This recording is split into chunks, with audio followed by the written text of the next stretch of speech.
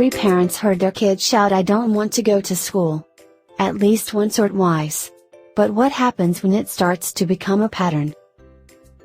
It began almost out of the blue, and Lucy couldn't figure out why. On a Monday morning early in the school year, her 10-year-old daughter Victoria insisted that she wasn't going to school. Has this ever happened to you? It's common for a child to occasionally not want to go to school.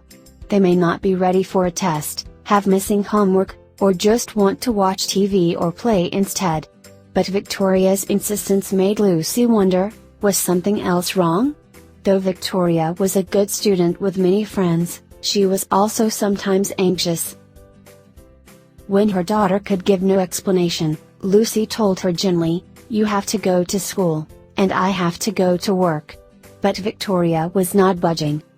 She refused to leave the house, and Lucy eventually relented and decided to stay at home with her daughter for the day. "She'll be fine tomorrow," Lucy thought to herself. The next day, Victoria still refused to board the bus. But this time, Lucy drove her to school. Later in the day, the school nurse called to report Victoria claimed to be sick, and wanted to come home. The next morning it happened again, Victoria refused to go to school.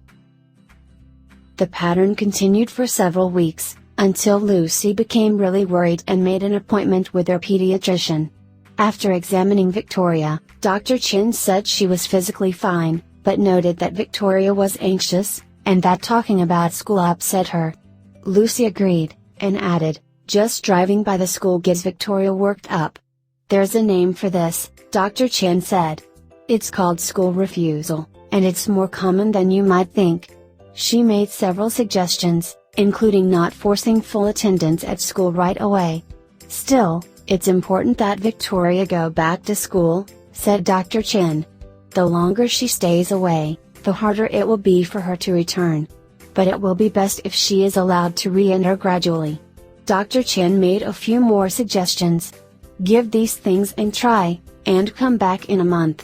If things aren't getting better, I can refer Victoria to a mental health professional for an evaluation," she said. Here are some of Dr. Chen's suggestions. Arrange a meeting with the child's teacher outside of school. Victoria saw that Miss Stein cared about her and wanted her back in class. Re-enter school gradually. Victoria began by sitting in the car outside of the school. Next, she attended school for an hour each day. Her time at school was steadily increased. She was not allowed to skip days.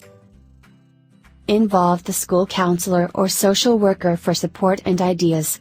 The social worker became a safe person Victoria could count on. Talk with the child about his or her feelings and fears. Once Victoria was able to understand her feelings, she worked with Lucy and Dr. Chen to change how she thought about school and her school refusal behavior.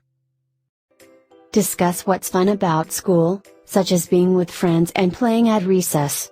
For Victoria, this included the science fair. Recognize and reward successes. No one's perfect, Lucy told Victoria. They celebrated Victoria's progress in getting to school regularly.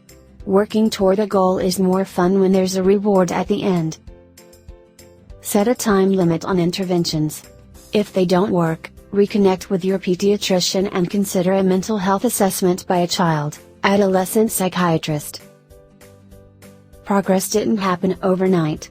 There were setbacks, and some days were more challenging than others.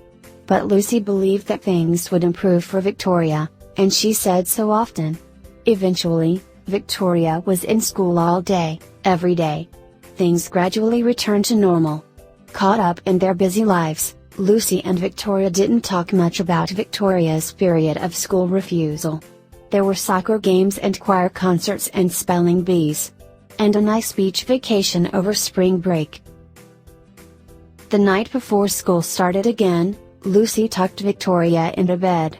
They chatted a little about the vacation, and then Victoria said something unexpected. "It was so much fun, but I'm happy we're home," she shared. "I'm ready to go back to school tomorrow."